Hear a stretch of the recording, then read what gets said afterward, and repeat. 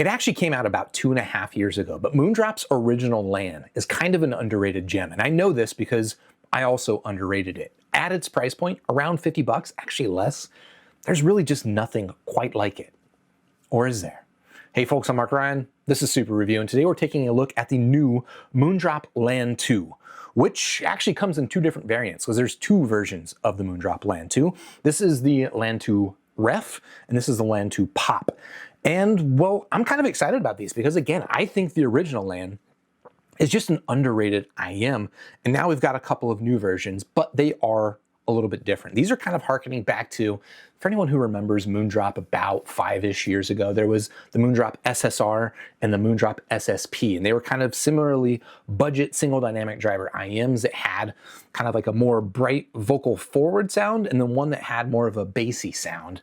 And that's kind of what we're looking at here with the Ref and the Pop. We'll talk about exactly how these things sound, but the other thing that you should know about them is that, okay, while they are still single dynamic driver IEMs, the price is up kind of considerably. They're around 60 bucks now. Now, I know that there's been like a whole tariff situation. The original Moondrop Lan was $40. Now it's up to $45. So even post-tariff, we're looking at like a $15 increase in the MSRP. Is it worth it? Well, for the past couple of weeks, I've been listening to the new Moondrop Lan 2. I'm ready to let you know what I think. Before we do that, though, a quick shout out to Shenzhen Audio for sending in the Lan 2 for review. If you want to check them out, of course, I will have them linked in the description down below. But with that said, let's go to the table. Let's talk about what you get inside the boxes of these two IEMs. We'll talk about the build quality, fit, and comfort, all that stuff.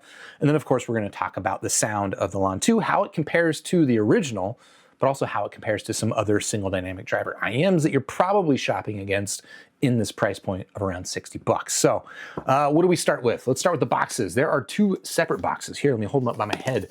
The Ref comes in this one, which is Refy looking, right? And then the Pop one, which is gonna be the bassier set, comes in the darker box. So if you're shopping for Lan 2s, just know that those are the differences there. And if you want both boxes, you're gonna have to buy, I suppose, both IEMs. And they're kind of nice looking boxes. But apart from that, here's what you get inside of them. Let me put the boxes to the side. There's not a whole lot of accessories, and that's kind of okay for an IEM at this price point. You do get a little carry pouch of sorts, pretty modest. Like this is basically one of the more pocketable carry cases you can get out there, but it's also not going to be super protective. As you can see, it's super, super soft. So I think that is actually a useful carry pouch that, while it's kind of small and insubstantial because it is a budget IEM, I feel like it's actually more useful than the carry pouches you get with a lot of the more premium IEMs. So shouts out to them for that. Apart from that, you do also get, of course, silicone ear tips. You get just one style of silicone ear tip, and it does come in small, medium, and larges. Here's what they look like. And they are kind of interesting. I feel like I've seen these ear tips on some other Moondrop IEMs before. Maybe the Aria 2 might have been the first one that I heard with it. But I like these ear tips. They're a little bit on the short side in terms of their physical height. But yeah, they've got a nice material on them, and they are generally sufficiently good ear tips to be included. Now, apart from that, you get, of course, the IEM and the cables, but I do want to briefly highlight this accessory and also highlight, I'm going to say, my biggest concern with this IEM. Maybe I shouldn't say my biggest concern, but man, come on, what are we doing? This IEM only comes with a 4.4 mil cable. This is the only way to get this IEM. A lot of the times, either IEMs are shipping with adapters, and so you can modularly switch between 3.5 mil or 4.4 mil, or you can buy one that, is 4.4 stock or 3.5, whatever. Here with the Lan 2, it only comes in 4.4, and their solution for 3.5 people like me is this little pigtail adapter, which, okay, I mean, it does let me connect this IEM to a 3.5 mil jack, but I don't like this as a solution personally. I don't know, if I was into this, like I would just use USB-C dongles and use my phone, but I'm not a big fan of dongles. So I'm not a big fan of this as a solution personally, but apart from that, the rest of the cable is, well, it's basically the same cable as we got on the original Moondrop Lan, which is to say, actually a pretty nice cable. It is It's very similar to the Moondrop SSR cable, which I know y'all are probably too young at this point to even remember the Moondrop SSR, but it was for a while like one of the best cables you could get packed into an IEM, and it was at a budget price. So it was kind of like a nice cable. It's just thin, lightweight, pretty well behaved, not especially memory prone. And is it a super premium feeling cable? I don't know. It feels honestly kind of just fine. Not overweight, and I dig it. The one complaint I had about the SSR cable is still true here about the Lan cable. It does have this fairly large, bulky Y-split puck in the middle. I'm not sure why they do that. There's also no chin slider on it, which is a little bit disappointing. And ultimately, I think probably the biggest issue that people will likely have with this cable is just that these earpieces are a little bit on the heavy side. And when you pair a heavy earpiece with a thin cable like this, it can be kind of a recipe for tangling. So expect there might be some tangling with this cable, but otherwise I actually do like it generally as a cable. Of course, it does terminate into preformed ear hooks and your standard 2-pin connector, which is slightly recessed on the IEM side. So nice and sturdy there. But that will lead us into talking about the earpieces themselves. And I guess I'll drag in the other one up here. So for anyone who is taking notes, can you remember which one is which? I might have even described them incorrectly at the beginning. This is the pop, this is the ref. And really the only physical difference is in the pattern that's printed on the outside. The ref's pattern is down here at the bottom, whereas the pop's filter is more toward the top of the IEM. Sorry, their filter. Actually, hold on. Do I have these mixed up? No, I don't. Okay, sorry. These are two different IEMs. Holy moly, I just confused myself there. But anyway, basically the same form factor on these two IEMs, apart from just that little pattern printed being a little bit different, which might make it a little bit hard to tell the difference, as you can see, but it is possible. Apart from that, what can I say about these earpieces? I like the material that they're made out of. It is kind of like a matte metal.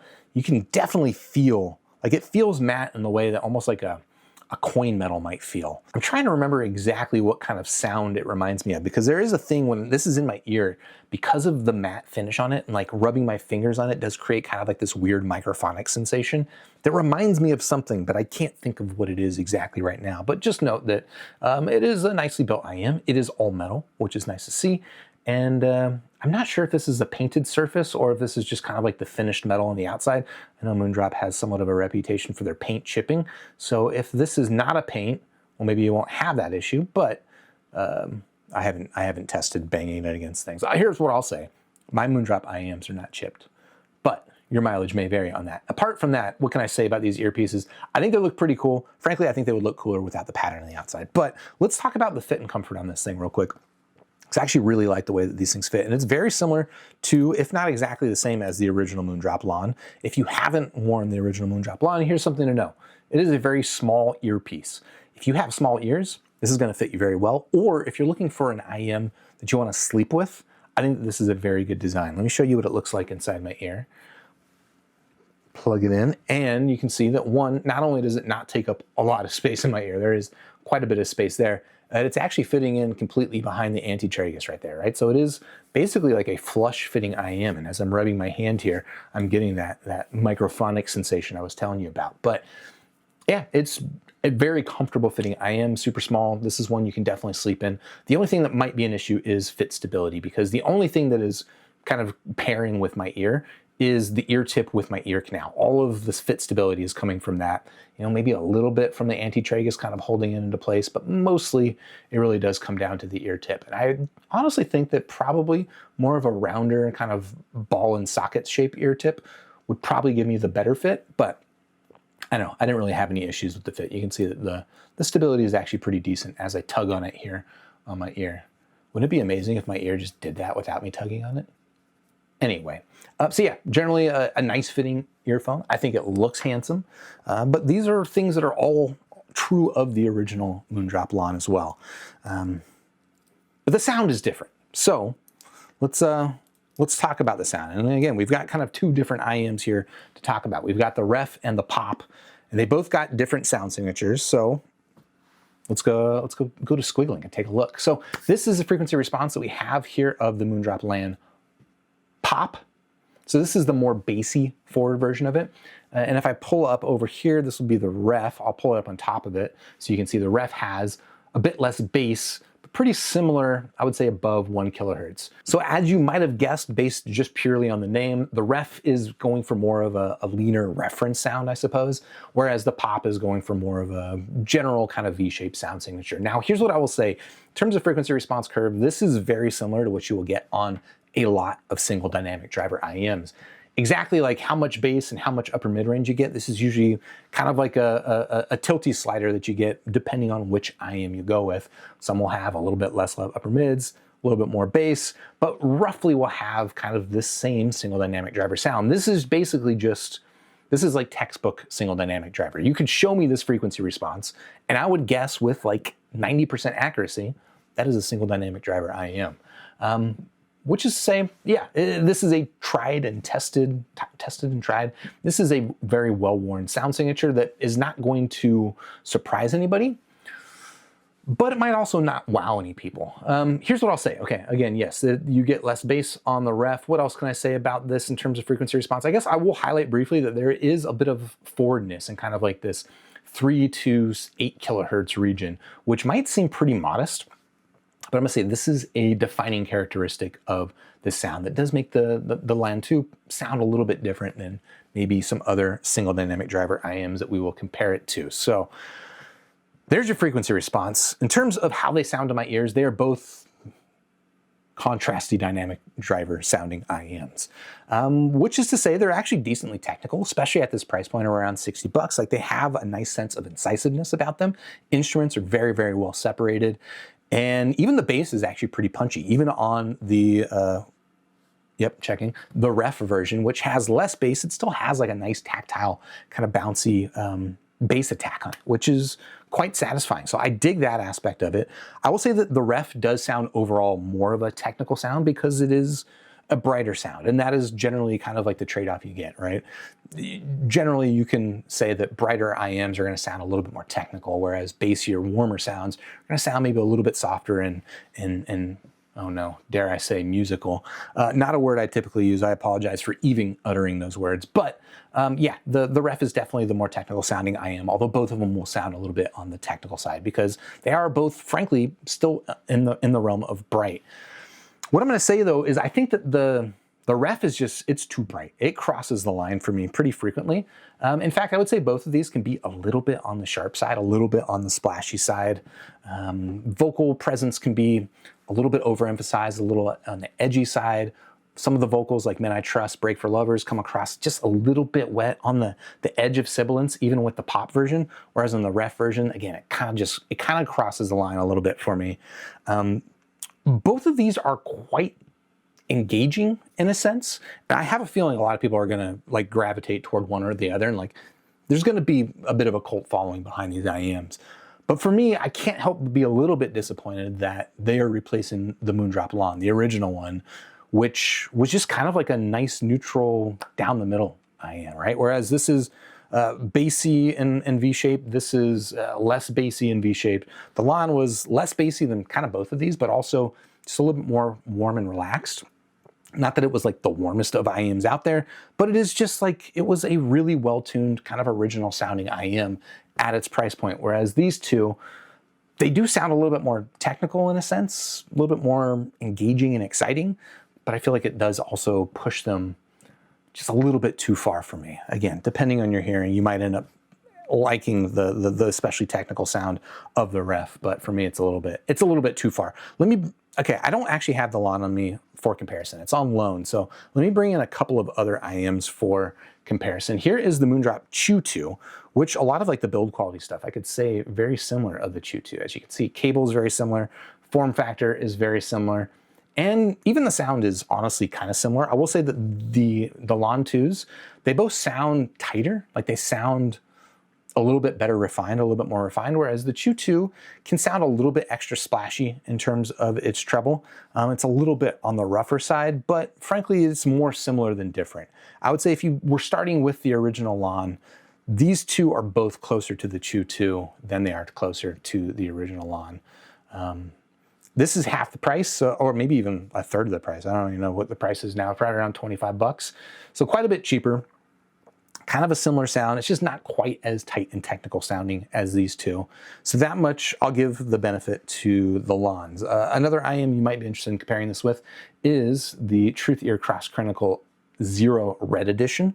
And in terms of tonal balance, this is more of a mid-rangey focused sound signature. It does have a little bit of a bass boost down low, but in comparison to these two are both going to sound a little bit bassier and, like, again, more tighter and technical and attacky in the bass. Just more contrasty and dynamic overall versus the Zero Red sounds a little bit more mid-rangey, a little bit low contrast, and maybe even a little bit dull because of that. In fact, I would say that is probably my biggest issue with the Zero Red and why I just don't get a whole lot of enjoyment from listening to it. It is a nice balanced sounding IEM, but it doesn't have a whole lot of tactility and incisiveness about it. Whereas these two dial up that tactility and incisiveness probably to a point that is a little bit further than what I want to listen to. And again, the Moondrop Lan, the original Lan, just kind of filled a gap, a useful gap in between these two. And I don't know, between these three, just purely in sound, I probably would gravitate more toward the Zero Red. But, you know, you do give up a little bit of that exciting engagement factor that you can get from the reference. The last one I guess I can talk about, I don't know, I don't really have any notes on this, but the Truth Ear, sorry, not the Truth Ear, the 7 Hertz 02, not to confuse zeros here.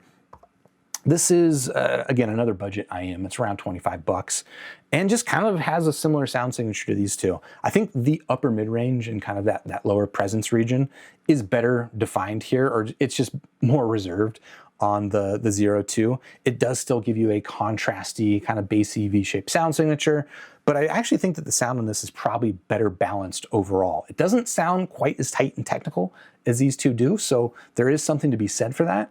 But overall, and just in terms of sound, I probably would gravitate toward the 02, but in terms of the rest of the stuff, build quality and stuff like that, I do much prefer the aesthetics and the build here on the Lan 2. But I don't know, I think that's gonna do it for my thoughts here on the Moondrop Lan 2, both the ref and the pop. I gotta give them 2 different scores. I don't have my stars set up in order to do that. So let's do it like this. The Moondrop Lan 2 pop, I'm gonna give it 3 stars out of 5. I think it is kind of a good sounding IEM at its price point.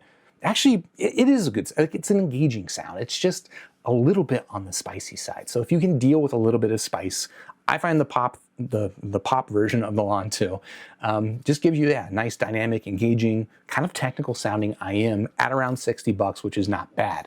Whereas the ref version, for me, unfortunately, I'm gonna say this one crosses the line for me. This is a 2 out of 5 for me. I don't really want to listen to this one, despite the fact that with certain music, well, okay, with most music, it sounds even more technical and more exciting, better separation between sounds, better sense of imaging.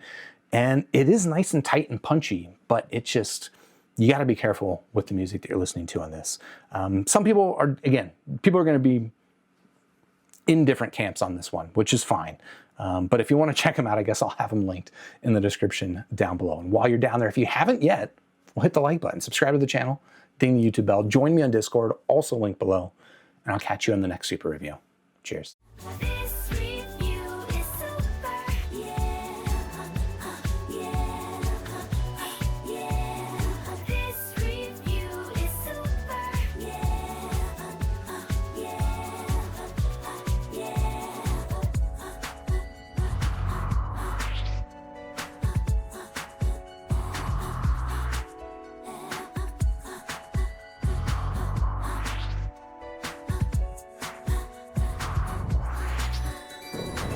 Join with the force of reviews. We now have the tools to brave the misleading world of audio fools. Hey, this review is super, and so are you. Grab your headphones, sniff a graph, and share your thoughts in this pursuit. Let's get with the fish. Let's just with this in the game. I'm up for feeling rich. Niggas say I'm king.